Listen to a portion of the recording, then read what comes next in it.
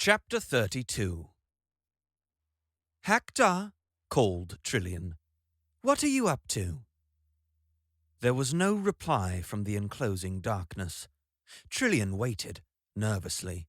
She was sure that she couldn't be wrong. She peered into the gloom from which she had been expecting some kind of response, but there was only cold silence. "Hector," she called again. "I would like you to meet my friend Arthur Dent. I wanted to go off with a thunder god, but he wouldn't let me, and I appreciate that. He made me realize where my affections really lay. Unfortunately, Zaphod is too frightened by all this, so I brought Arthur instead. I'm not sure why I'm telling you all this." "Hello?" she said again. "Hector?" And then it came. It was thin and feeble, like a voice carried on the wind from a great distance, half heard, a memory or a dream of a voice. "Won't you both come out?" said this voice. "I promise that you will be perfectly safe." They glanced at each other and then stepped out, improbably, along the shaft of light that streamed out of the open hatchway of the Heart of Gold into the dim, granular darkness of the dust cloud. Arthur tried to hold her hand, to steady and reassure her, but she wouldn't let him. He held onto his airline bag, with its tin of Greek olive oil, its towel, its crumpled postcards of Santorini, and its other odds and ends. He steadied and reassured that instead.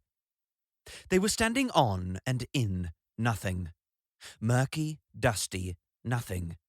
Each grain of dust of the pulverized computer sparkled dimly as it turned and twisted slowly, catching the sunlight in the darkness. Each particle of the computer, each speck of dust, held within itself, faintly and weakly, the pattern of the whole. In reducing the computer to dust, the silastic armor fiends of Striterax had merely crippled the computer, not killed it.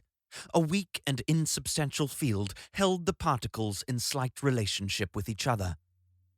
Arthur and Trillian stood, or rather floated, in the middle of this bizarre entity. They had nothing to breathe, but for the moment this seemed not to matter. Hector kept his promise. They were safe, for the moment. "I have nothing to offer you by way of hospitality," said Hector faintly, "but tricks of the light. It is possible to be comfortable with tricks of the light, though, if that is all you have."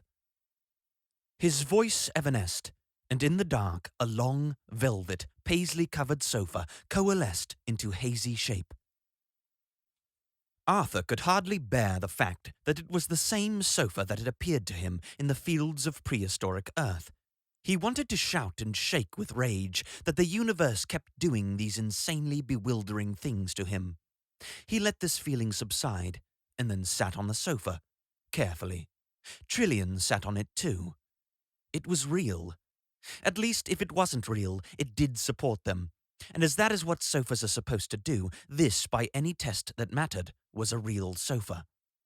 The voice on the solar wind breathed to them again. "I hope you are comfortable," it said. They nodded. "And I would like to congratulate you on the accuracy of your deductions." Arthur quickly pointed out that he hadn't deduced anything much himself. Trillian was the one. She had simply asked him along because he was interested in life, the universe, and everything. "That is something in which I, too, am interested," breathed Hector. "Well," said Arthur, "we should have a chat about it sometime. Over a cup of tea." There slowly materialized in front of them a small wooden bowl on which sat a silver teapot, a bone china milk jug, a bone china sugar bowl, and 2 bone china cups and saucers. Arthur reached forward, but they were just a trick of the light. He leaned back on the sofa, which was an illusion his body was prepared to accept as comfortable. "Why," said Trillian, "do you feel you have to destroy the universe?" She found it a little difficult talking into nothingness with nothing on which to focus. Hector obviously noticed this. He chuckled a ghostly chuckle. "If it's going to be that sort of session," he said, "we may as well have the right sort of setting." And now there materialized in front of them something new. It was the dim, hazy image of a couch, a psychiatrist's couch. The leather with which it was upholstered was shiny and sumptuous, but again, it was only a trick of the light. Around them, to complete the setting, was the hazy suggestion of wood-panelled walls, and then on the couch appeared the image of Hector himself, and it was an eye-twisting image. The couch looked normal size for a psychiatrist's couch, about 5 or 6 feet long. The computer looked normal size for a black, spaceborne computer satellite, about 1,000 miles across.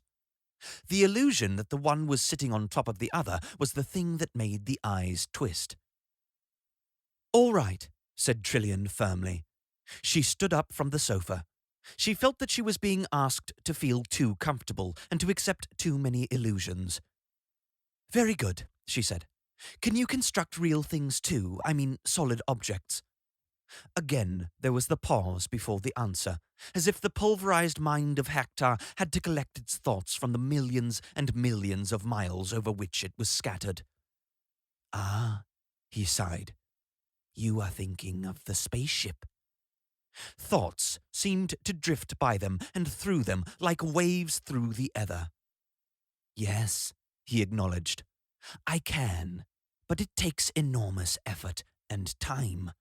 All I can do in my particle state, you see, is encourage and suggest, encourage and suggest, and suggest."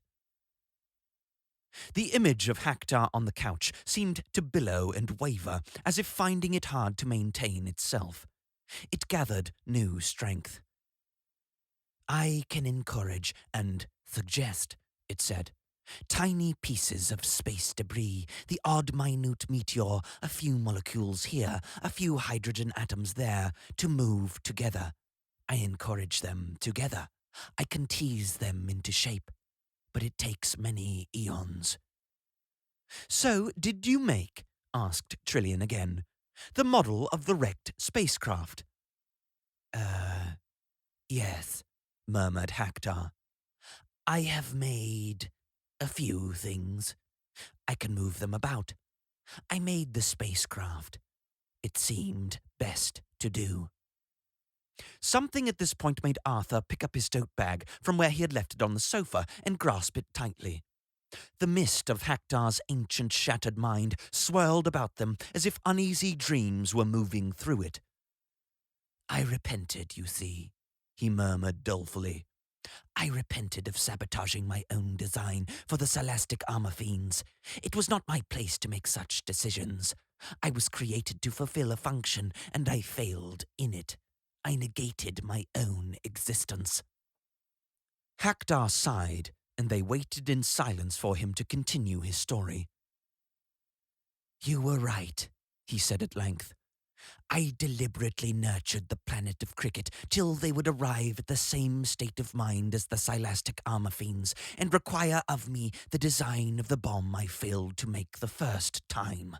I wrapped myself around the planet and coddled it. Under the influence of events I was able to engineer and influences I was able to generate, they learned to hate like maniacs. I had to make them live in the sky. On the ground, my influences were too weak. Without me, of course, when they were locked away from me in the envelope of slow time, their responses became very confused, and they were unable to manage." Ah well, he added. "I was only trying to fulfill my function." And very gradually, very, very slowly, the images in the cloud began to fade, gently to melt away. And then suddenly they stopped fading. "There was also the matter of revenge, of course," said Hector with a sharpness that was new in his voice. "Remember," he said, "that I was pulverized and then left in a crippled and semi-impotent state for billions of years. I honestly would rather like to wipe out the universe. You would feel the same way. Believe me." He paused again as eddies swept through the dust. "But primarily," he said in his formal, wistful tone, I was trying to fulfill my function. Ah, well. Trillian said, Does it worry you that you have failed? Have I failed? Whispered Haktar. The image of the computer on the psychiatrist's couch began slowly to fade again. Ah, well. Ah, well. The fading voice intoned again. No, failure doesn't bother me now. You know what we have to do, said Trillian, her voice cold and businesslike. Yes, said Haktar. You're going to disperse me. You're going to destroy my consciousness. Please, be my guest. After all these eons, oblivion is all I crave. If I haven't already fulfilled my function, then it's too late now. Thank you, and good night. The sofa vanished. The tea table vanished. The couch and the computer vanished. The walls were gone. Arthur and Trillian made their cautious way back into the Heart of Gold. Well, that, said Arthur, would appear to be that. The flames danced higher in front of him and then subsided. A few last licks and they were gone, leaving him with just a pile of ashes where a few minutes previously there had been the wooden pillar of nature and spirituality. He scooped them off the hob of the Heart of Gold's Gamma barbecue, put them in a paper bag, and walked back onto the bridge. I think we should take them back, he said. I feel that very strongly. He had already had an argument with Slarty Bartfast on this matter, and eventually the old man had got annoyed and left. He had returned to his own ship, the Beastramath, had a furious row with the waiter, and disappeared off into an entirely subjective idea of what space was. The argument had arisen because Arthur's idea of returning the ashes to Lord's cricket ground at the same moment they were originally taken would involve travelling back in time a day or so, and this was precisely the sort of gratuitous and irresponsible mucking about that the Campaign for Real Time was trying to put a stop to. Yes, Arthur had said, but you try and explain that to the MCC, and would hear no more against the idea. I think, he said again, and stopped. The reason he started to say it again was that no one had listened to him the first time, and the reason he stopped was that it looked fairly clear that no one was going to listen to him this time either. Ford, Zaphod, and Trillian were watching the visiscreen intensely. Haktar was dispersing under pressure from a vibration field which the Heart of Gold was pumping into it. "What did it say?" asked Ford. "I thought I heard it say," said Trillian in a puzzled voice. "What's done is done. I have fulfilled my function." "I think we should take these back," said Arthur, holding up the bag containing the ashes. "I feel that very strongly."